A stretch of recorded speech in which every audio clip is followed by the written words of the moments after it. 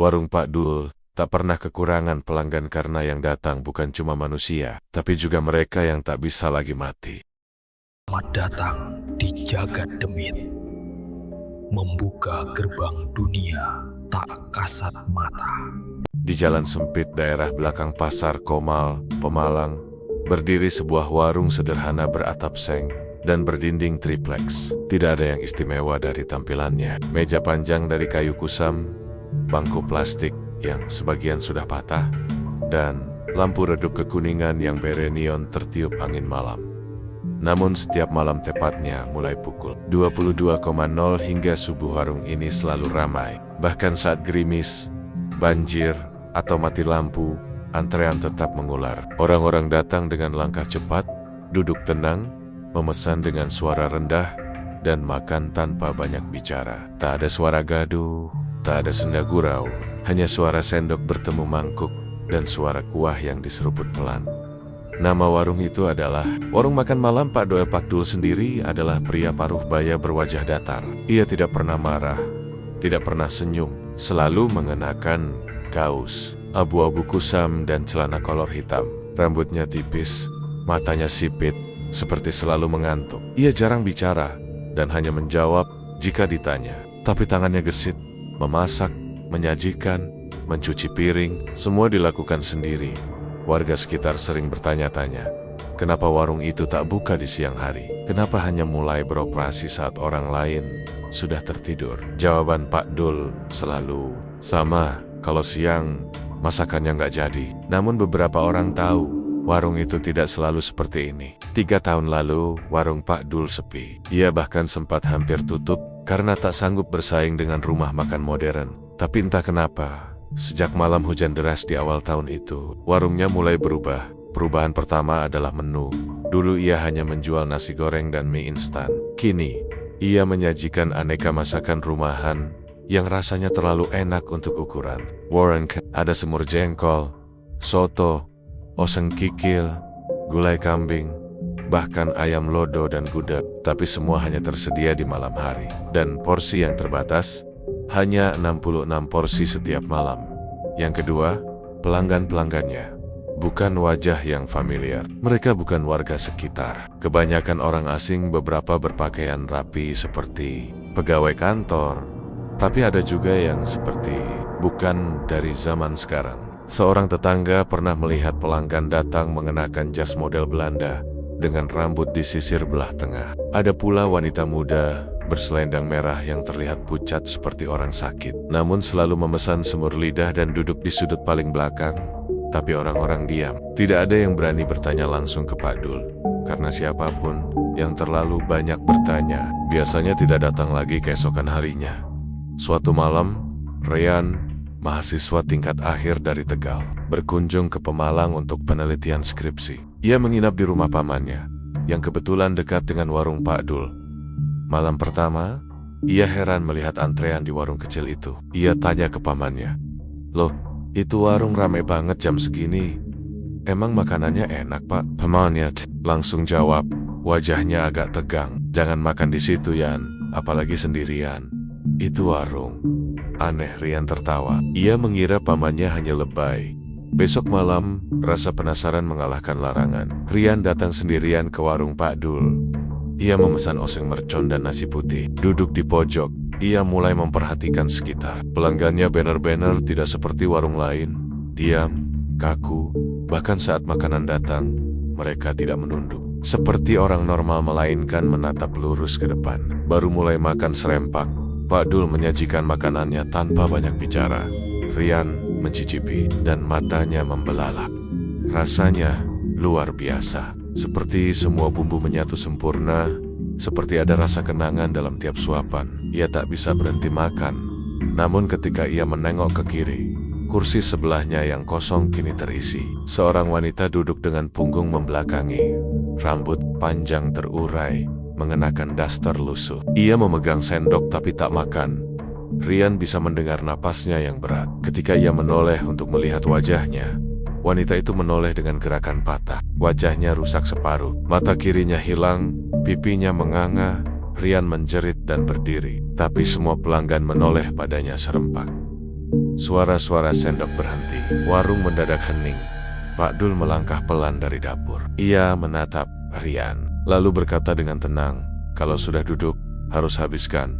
Tidak boleh menyisakan." Rian gemetar. Tapi wanita rusak itu menyodorkan piring padanya. Di dalamnya hanya ada nasi putih dan rambut panjang. Besok paginya, Rian ditemukan oleh pamannya di belakang rumah. Matanya kosong, tubuhnya menggigil. Ia tak bisa bicara selama 3 hari. Ketika akhirnya sembuh, ia pindah kembali ke Tegal dan menulis dalam blog pribadinya satu kalimat. Ada warung yang menyiapkan makanan untuk mereka yang lapar, tapi bukan manusia yang dimaksud. Sejak itu, warung Pak Dul makin tenar. Tapi tetap sunyi, pembelinya makin beragam, dan tetap buka hanya malam. Bahkan jika dilihat dari luar, warung itu tampak kecil. Tapi begitu masuk ke dalam, terasa lebih luas dari seharusnya. Seolah bukan ruang biasa. Beberapa warga mengatakan, mereka kadang melihat Pak Dul tengah malam berbicara sendiri di dapur. Ada pula yang mendengar suara orang ramai dari dalam warung meski tampak kosong dari luar. Dan setiap malam Jumat Kliwon, satu bangku di warung selalu disiapkan tanpa pelanggan, tapi penuh nasi. Aromanya kuat, tapi tidak menggoda. Lebih bau tanah basah dan kemenyan. Yang tahu, tahu. Yang tidak tahu, lebih baik jangan penasaran. Karena di warung makan malam Pak Dul, sekali mencicipi, kau bisa ketagihan sampai nyawamu ikut disantap. Namanya Worto, tukang ojek online yang biasa mangkal di sekitar Pasar Komal. Ia bukan orang yang percaya takhayul. Baginya, hidup cuma soal cari uang, makan, dan istirahat. Namun sejak beberapa bulan terakhir, ia menyadari satu hal yang ganjil. Ada beberapa pelanggan yang ia antar ke warung makan malam Pak Dul. Tidak pernah memesan ojek pulang. Awalnya ia tak peduli. Tapi suatu malam, seorang penumpang wanita usia sekitar 25 memintanya mengantar ke warung itu. Ia mengenakan masker, berbaju merah, dan membawa tas kecil. Tapi yang paling Warto ingat adalah bau anyir samar dari tubuh wanita itu. Setelah sampai, wanita itu tersenyum dan berkata, "Tunggu saya, Mas. Gak lama kok." Warto menunggu. Setengah jam, 1 jam, 2 jam. Tak ada tanda wanita itu keluar. Warung pun sudah mulai sepi. Akhirnya, Warto masuk, mencoba menanyakan. Tapi Pak Dul hanya menjawab datar. Semua pelanggan sudah pulang. Warto tak percaya. Ia kembali ke tempat duduk, memperhatikan satu persatu bangku.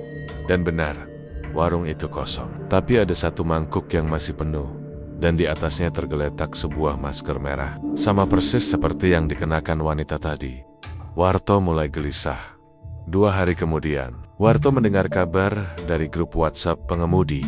Seorang penumpang bernama Fitri, sesuai ciri-ciri wanita yang ia antar, dinyatakan hilang. Keluarganya mencari kemana-mana, bahkan melapor ke polisi. Perlahan, Warto mulai mencatat. Total ada 5 orang yang ia antar ke warung Pak Dul dalam 2 bulan terakhir. Dan semuanya belum pernah ia lihat kembali. Bahkan akun ojek mereka tidak aktif lagi. Satu dari mereka pria paruh baya bernama Roni bahkan tinggal tak jauh dari rumah Warto. Ia nekat mendatangi rumahnya dan menemukan keluarganya sedang tahlilan malam ke-7. Katanya dia pamit makan malam, ujar istrinya dengan suara gemetar. Tapi sampai sekarang belum pulang. Warto mulai yakin warung itu menyimpan sesuatu yang mengerikan.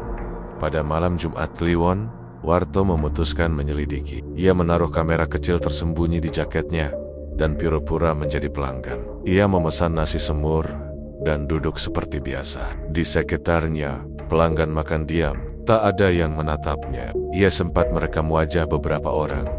Namun saat sedang menyuap, matanya terpaku pada cermin kecil yang tergantung di sudut warung. Cermin itu memantulkan pengunjung satu persatu.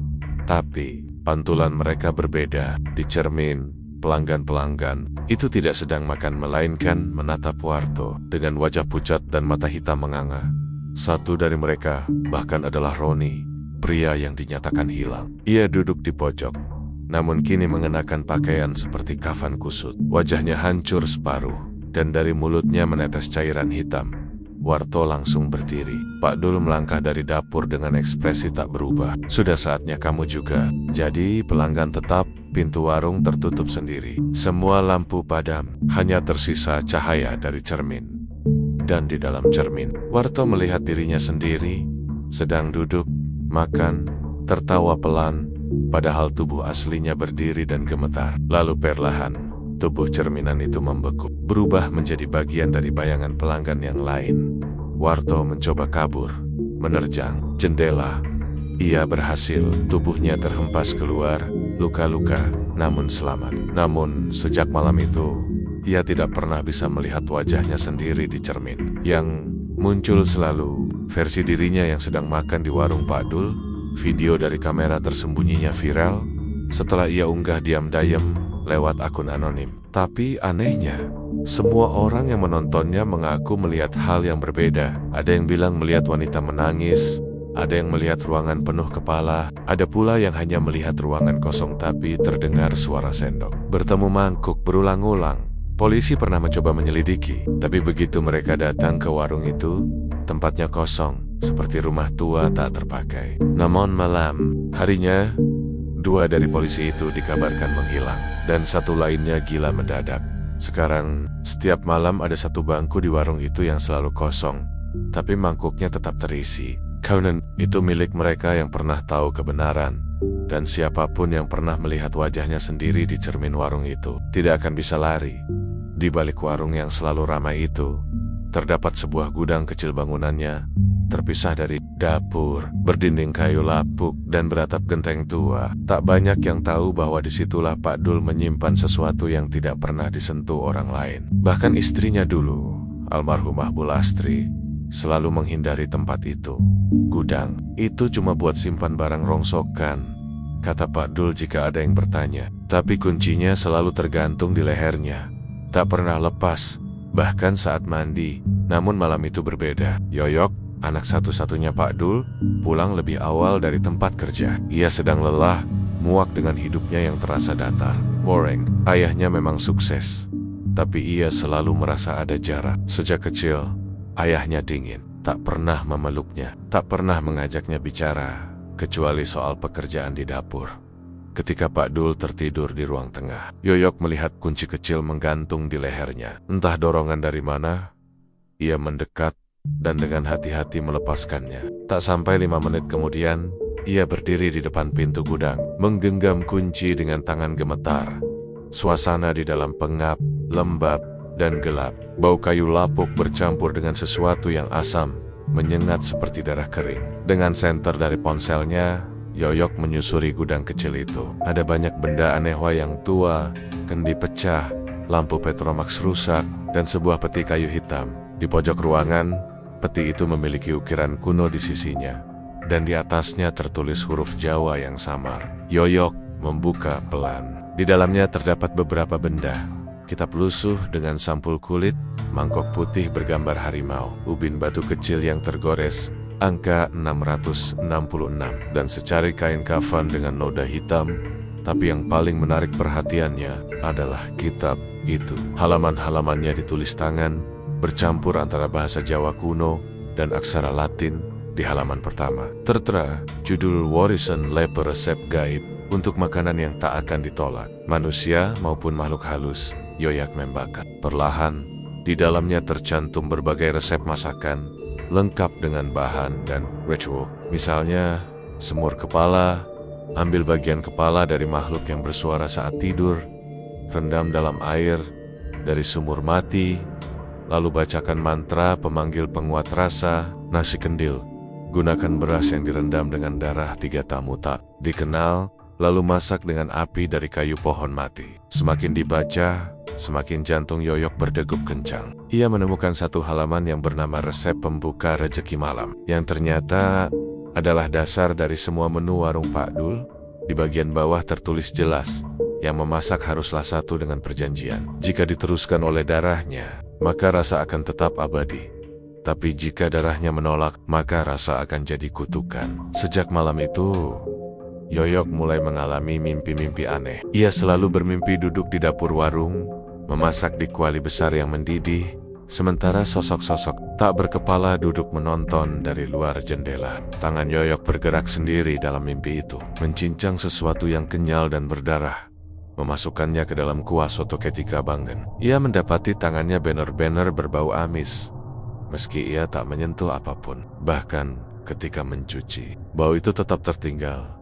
Hari-hari berikutnya, Yoyok memperhatikan dapur warung ayahnya, dan ia mulai sadar. Tidak ada bahan makanan yang masuk, tidak ada pengiriman dari pasar, tak ada daging, beras, atau bumbu yang dibeli. Tapi setiap malam, masakan selalu tersedia dalam jumlah tepat. Yoyok memberanikan diri bertanya, "Pak, Bapak dapat bahan masakan dari mana?" Pak Dul menatapnya lama, tatapannya dingin, kelam. "Kamu udah buka gudang itu ya?" Yoyok tak menjawab. Pak Dul mendekat, mencengkeram bahunya. "Kalau kamu baca semua isinya, kamu tahu, kita nggak bisa mundur. Itu warung bukan usaha biasa. Itu warisan dan kamu darahku. Artinya, kamu calon tukang masaknya nanti." Yoyok mundur. "Aku enggak mau." Pak Dul hanya berkata, "Kalau kamu nggak mau, nanti dia sendiri yang datang menjemput.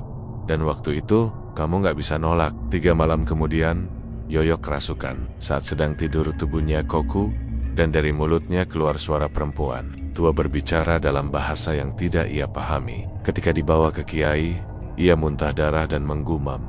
Rezeki sudah ditumpahkan. Sekarang harus dimasak ulang dengan darah segar. Yoyok sembuh keesokan paginya, tapi ia kehilangan warna di matanya. Pandangannya kosong, suaranya serak. Ia mulai duduk di dapur, memotong bahan tanpa perintah. Dan anehnya, masakannya lebih enak dari milik Pak Dul. Pelanggan pun semakin banyak, warung makin ramai. Tapi satu hal mulai berubah. Wajah Yoyok perlahan mirip seperti ayahnya. Ekspresinya datar, tak pernah senyum, tak pernah tidur malam. Ia terus memasak, terus dan terus. Sampai akhirnya, suatu malam, Pak Dul tak muncul lagi. Banyak yang mengira ia sakit, tapi yang tahu kebenarannya adalah Yoyok. Karena malam itu, saat membuka gudang, tubuh Pak Dul ditemukan duduk bersila di peti tua. Matanya tertutup kain putih, tangannya menggenggam mangkok harimau. Di keningnya tertulis, "Sudah lunas, ganti rasa dengan darahnya." Dan sejak hari itu, warung diteruskan oleh Yoyok. Tapi kini, ada satu menu baru. Nasi warisan. Tidak semua boleh memesannya, tapi bagi yang makan, mereka akan selalu kembali. Bahkan jika tubuh mereka sudah tak ada, mereka tetap duduk di bangku warung, memesan menu yang sama setiap malam. Dan di dapur, Yoyok akan terus memasak dengan tangan yang bukan lagi miliknya, dan hati yang sudah tidak bisa menolak, karena ia sudah satu dengan resep warisan. Warung Pak Dul, yang kini dilanjutkan oleh Yoyok, semakin ramai. Makin banyak yang antre, makin banyak pula wajah asing yang datang tanpa suara dan pergi tanpa jejak. Tapi satu hal yang mulai diperhatikan oleh Mbak Ijah, tetangga warung, adalah persediaan nasinya. Ijah adalah ibu-ibu setengah baya yang tiap pagi menyapu halaman depan dan lewat tepat di depan warung. Ia sering membantu Pak Dul bertahan-tahan. Lalu saat warung masih sepi, tapi kini, sejak warung makin ramai, Yoyok tak pernah membeli beras ke pasar. Anehnya, nasi di warung selalu tersedia dalam jumlah cukup untuk puluhan orang. Suatu pagi, Ijah diam-diam mengintip dari sela jendela dapur yang terbuka. Ia melihat kendi tanah liat besar, tertutup kain putih, diletakkan di tengah dapur. Dan anehnya, uap nasi mengepul dari dalam kendi itu, padahal tidak ada tungku yang menyala. Saat Yoyok membuka tutupnya, aroma harum mengguncang perut Ijah. Dari jauh harum nasi yang menggoda, tapi terselip aroma aneh, bau tanah basah dan kemenyan. Yoyok menciduk nasi itu dengan centong kayu dan mengisinya ke panci besar, seperti biasa. Tapi saat kain tutup kendi dilepas, Ijah melihat sesuatu yang membuatnya bergidik. Butiran nasi itu bergerak seperti hidup, seolah bernapas. Kecurigaan Ijah semakin kuat ketika Seno, keponakannya dari Jakarta, datang berlibur. Ia ingin mencoba warung yang sedang viral di media sosial. Walau sudah dilarang Ijah, Seno tetap nekat makan di sana.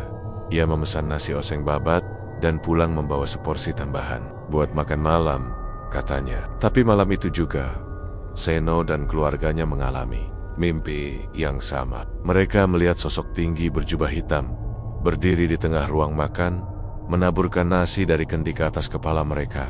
Paginya, Ibunya Seno kerasukan. Ia duduk membisu di dapur, memasukkan butiran nasi ke mulut satu persatu, sambil berbisik. Nasi ini bukan dari bumi, bukan dari sawah, tapi dari perutnya. Seno panik. Ia membuang sisa nasi ke sungai. Tapi beberapa hari kemudian, kendi nasi muncul di depan pintu rumah Ijah, lengkap dengan kain putihnya.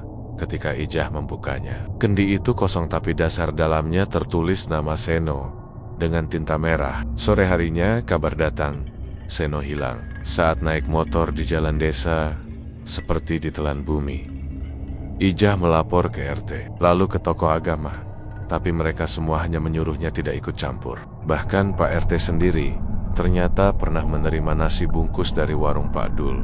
Dan sejak saat itu, ia tak pernah lagi ke masjid. Ia hanya duduk diam di teras rumah, menggigit jari-jari tangannya sendiri sambil berkata, "Nasinya hangat, tapi mataku gatal." Malam-malam berikutnya, Ijah mulai diganggu. Ia mendengar suara centong mengaduk dari dapur kosongnya, suara langkah kaki di genteng, dan kadang suara cekikikan dari dalam kendi kosong. Ia mengusirnya dengan doa, tapi mimpi buruk terus datang. Mimpi dirinya ditanak dalam dandang besar. Jizirong santan lalu ditutup daun pisang. Akhirnya, dengan tekad bulat, Ijah menyelinap masuk ke warung Pak Dul saat menjelang subuh. Ia ingin tahu dari mana nasi itu berasal. Di dalam dapur, ia menemukan kendi tanah liat masih tertutup. Ia mengangkatnya, dan betapa terkejutnya dia. Kendi itu beratnya seperti penuh isi, padahal baru digunakan. Dengan tangan gemetar, ia buka penutupnya. Tidak ada nasi, yang ada hanyalah gumpalan rambut manusia, gigi patah, dan cairan keruh berwarna coklat kehitaman. Di bagian bawah kendi, ada tulang-tulang jari berlumuran darah segar, dan aroma nasi yang selama ini tercium ternyata berasal dari uap daging yang membusuk. Perlahan Ijah menjerit. Tapi sebelum ia bisa lari, Yoyok berdiri di ambang pintu. Nasi itu tidak pernah basi, Bu Ijah, karena yang menanak tidak hidup, dan yang memakannya tidak akan mati. Dengan gerakan cepat, Yoyok mengangkat centong dan melemparkannya. Ijah berhasil menghindar, lari terhuyung keluar warung. Tapi sejak hari itu, ia gila. Ia hanya bisa bicara 3 kata.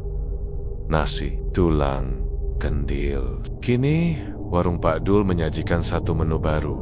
Nasi kendil. Dihidangkan hanya pada malam Jumat Kliwon. Pelanggan yang memesannya tidak banyak. Tapi konon, mereka yang memakan nasi itu tidak perlu makan lagi seumur hidup, karena tubuh mereka sudah diisi oleh sesuatu yang tidak bisa dicerna waktu.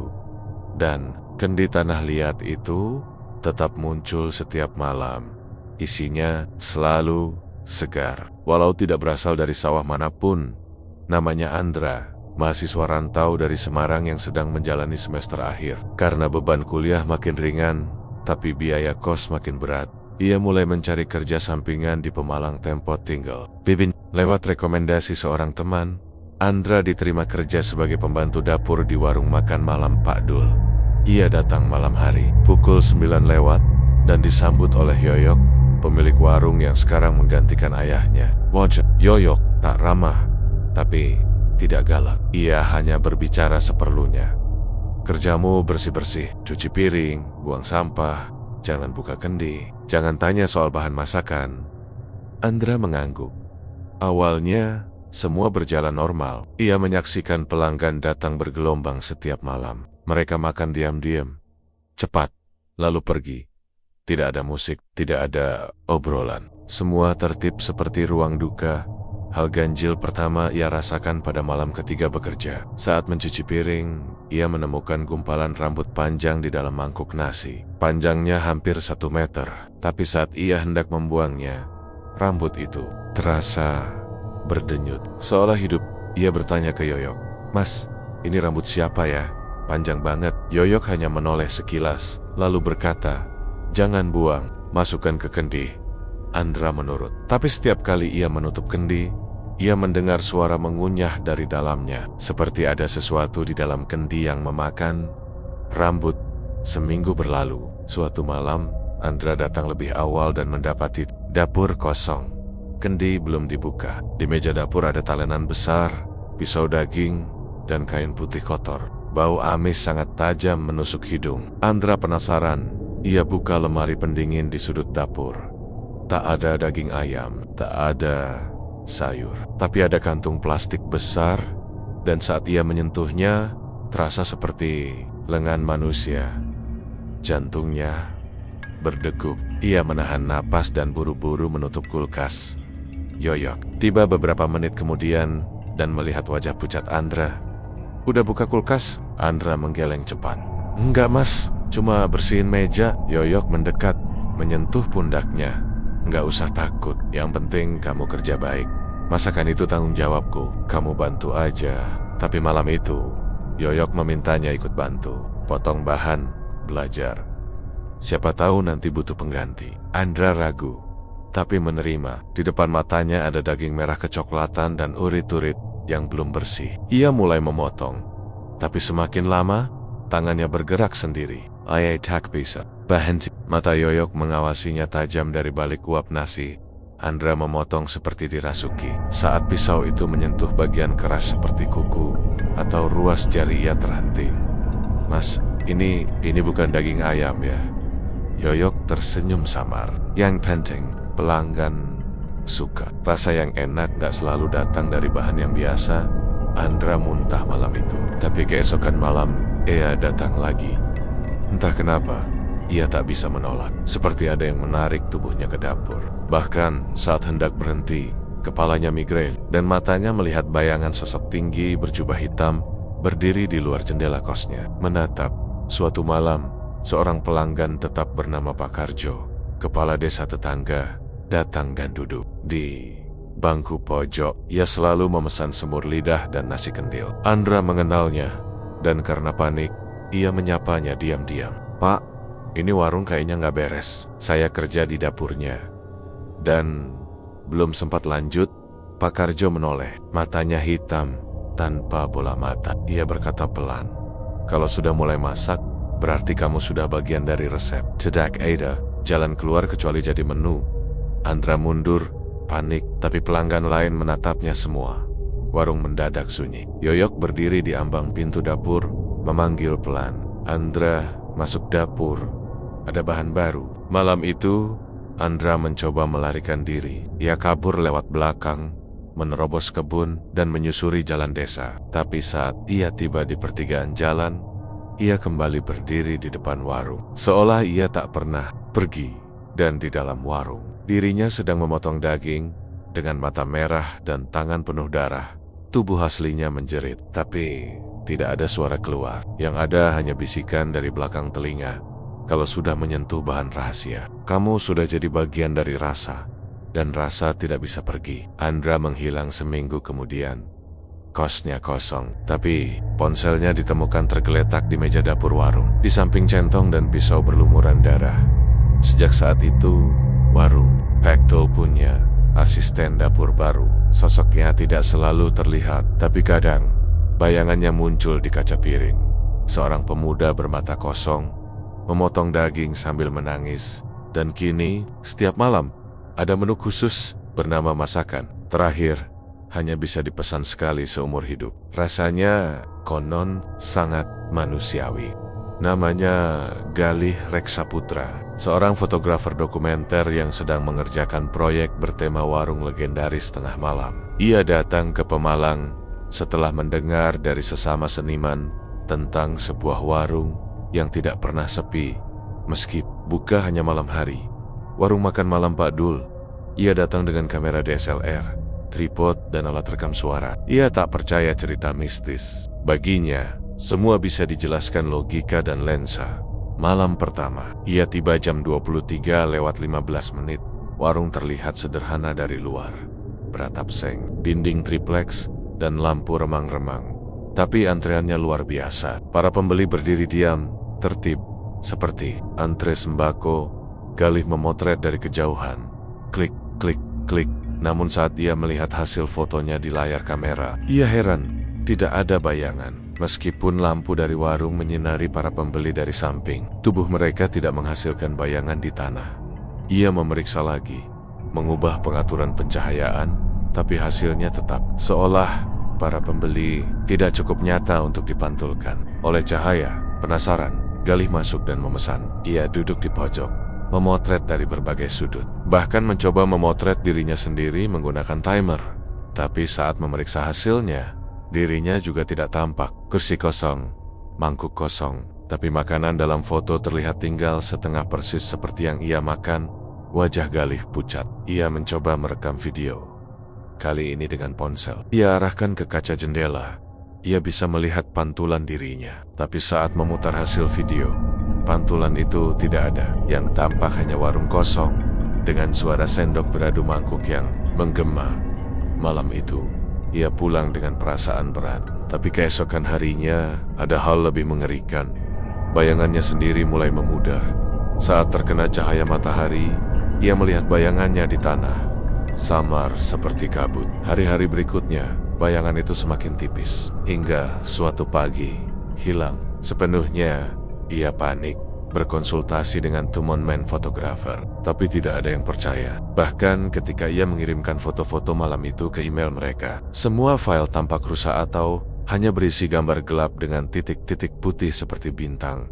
Galih mencari bantuan ke seorang paranormal bernama Mbah Kasno, seorang tua yang pernah membongkar kasus pesugihan di daerah Kendal. Mbah Kasno hanya melihat sekali ke arah Galih dan berkata, "Bayanganmu sudah diambil, tandanya kamu sudah setengah masuk ke dunia mereka." Guli, gemita. Dunia, siapa? Mereka yang lapar, tapi tidak pernah kenyang. Warung itu bukan tempat makan biasa. Di bawah lantainya ada perjanjian. Siapapun yang terlalu dekat, terlalu tahu, akan ikut ditarik pelan-pelan. Galih meminta cara memutuskan hubungan itu. Mbah Kasno berkata, "Kamu harus kembali ke warung. Ambil bayanganmu sebelum tengah malam, dan jangan sampai kamu menoleh ke belakang. Kalau kamu gagal, kamu akan makan selamanya di sana." Malam itu, Galih datang lagi, kamera di tangan. Ia masuk ke warung yang makin ramai. Tapi sekerong, ia sadar sesuatu. Tidak satu pun dari mereka punya bayangan. Semua pelanggan hanya refleksi kosong. Wajah mereka pucat, matanya kosong. Bahkan, suara sendok pun terasa seperti gema dari ruang kosong. Ia berjalan menuju dapur. Pintu setengah terbuka. Di dalamnya, kendi besar dikelilingi lilin. Di dindingnya, bayangan manusia menempel seperti lukisan. Ada puluhan, semua bergerak pelan, seperti bernafas. Salah satunya adalah bayangan dirinya sendiri. Galih mengulurkan tangan, menyentuhnya. "Bukan milikmu lagi." Bisik suara dari balik kendi. Yoyok muncul dari sudut ruangan. "Peng, itu sudah menjadi bahan dasar rasa. Kau makan semalam. Artinya, sebagian jiwamu sudah masuk dalam masakan." Galih menjerit, tapi tubuhnya kaku. Ia merasa bagian dalam dirinya disedot. Perutnya mual, tapi bukan karena makanan, melainkan karena ia merasa ada sosok lain yang kini tinggal dalam dirinya.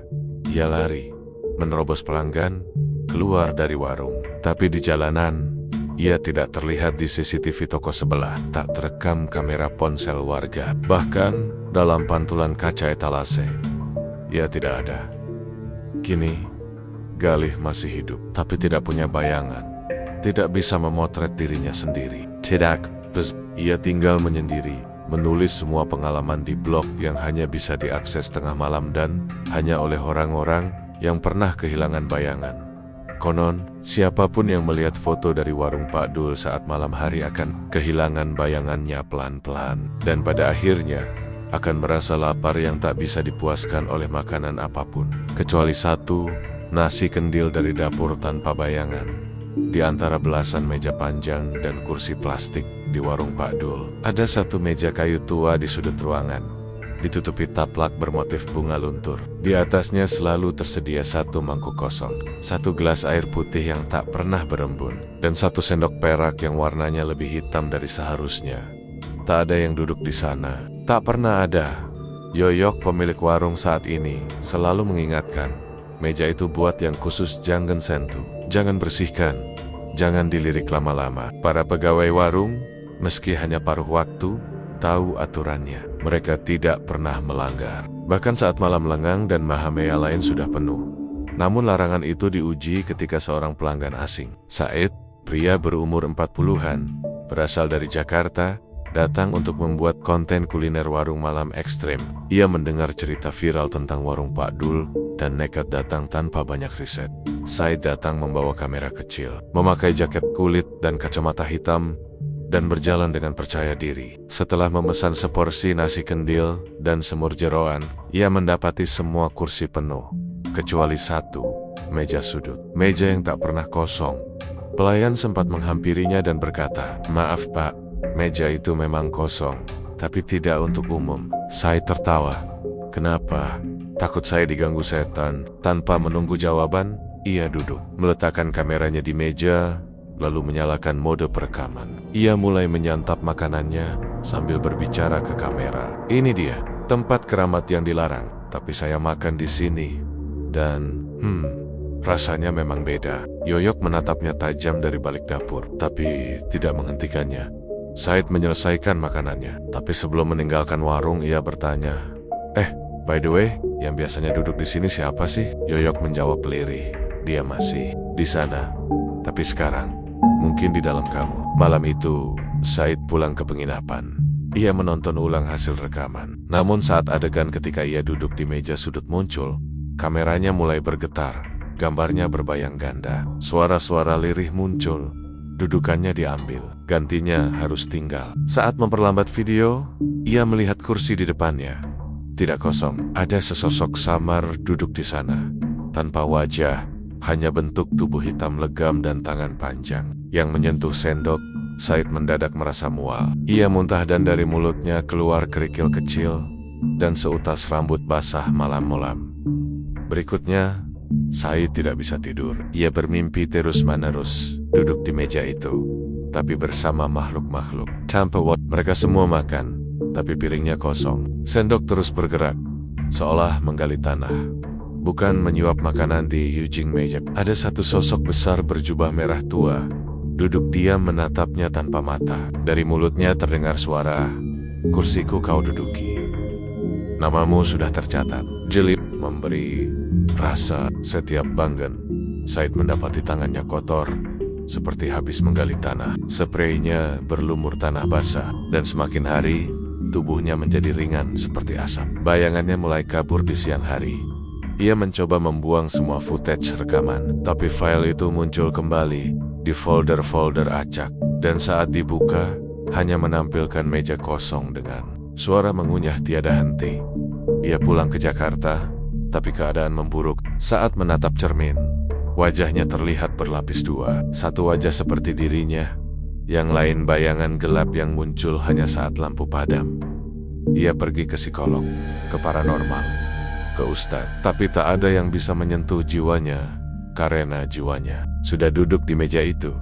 Di warung, meja itu tetap tak pernah kosong. Beberapa pelanggan bilang, mereka pernah melihat sesosok bayangan samar duduk sambil tersenyum getir di sana. Rambutnya panjang, bajunya lusuh, dan di depannya, mangkuk yang isinya tak pernah habis. Yoyok hanya tersenyum. Ia tahu, meja itu bukan sembarang tempat. Meja itu milik pemberi rezeki, makhluk dari dunia lain yang menjadi perantara pesugihan. Warung, setiap kali seseorang nekat duduk di sana, itu berarti ia sudah setuju untuk menggantikan yang sebelumnya. Meja itu memang tidak pernah kosong karena selalu ada jiwa yang harus duduk dan menanggung rasa lapar para makhluk. Dan kini, para pelanggan hanya mengangguk jika melihat meja itu, karena mereka tahu yang duduk di sana bukan manusia biasa, tapi orang bodoh yang berpikir semua bisa dijadikan konten.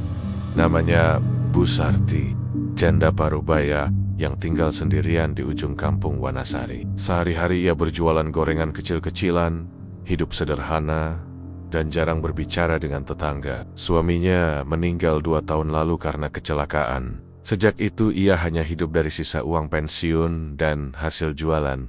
Suatu malam, ia lewat depan warung makan malam Pak Dul.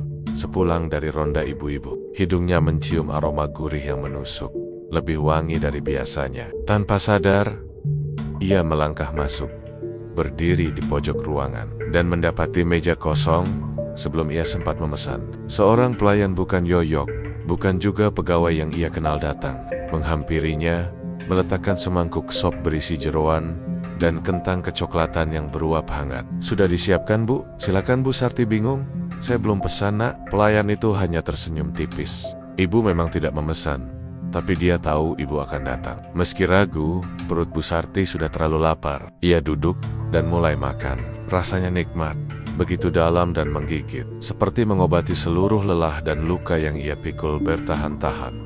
Ketika hendak membayar, pelayan itu menggeleng. Sudah dibayar, bukan dengan uang, tapi dengan yang tak bisa dilihat.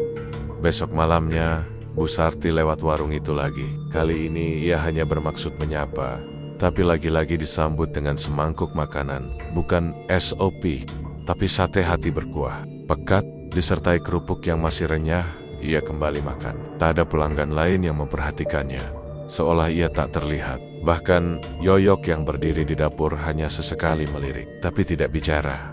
Hal ini terjadi selama 5 malam berturut-turut. Sampai suatu malam, saat Bu Sarti pulang, ia mendapati sebuah mangkuk yang sama muncul di meja makannya di rumah. Penuh nasi dan lok. Ia pikir itu pemberian tetangga, walau tidak ada yang mengaku. Tapi malam berikutnya, mangkuk itu muncul lagi.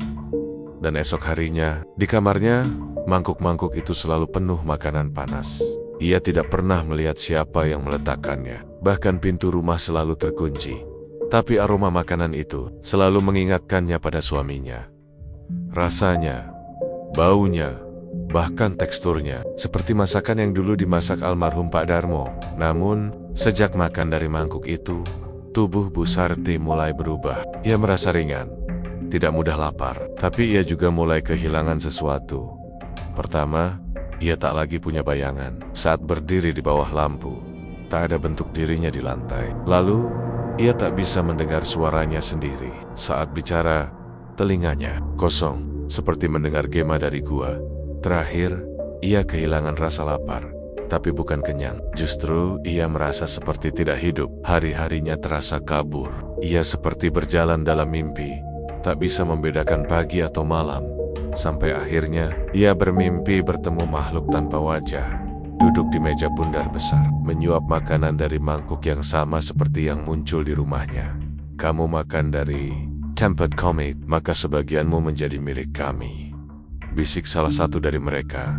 Suaranya seperti desir pasir saat terbangun. Bu Sarti berlari ke dapur dan membuang mangkuk itu ke tempat sampah. Tapi keesokan harinya, ada 3 mangkuk muncul di kamar, dapur, dan halaman rumah.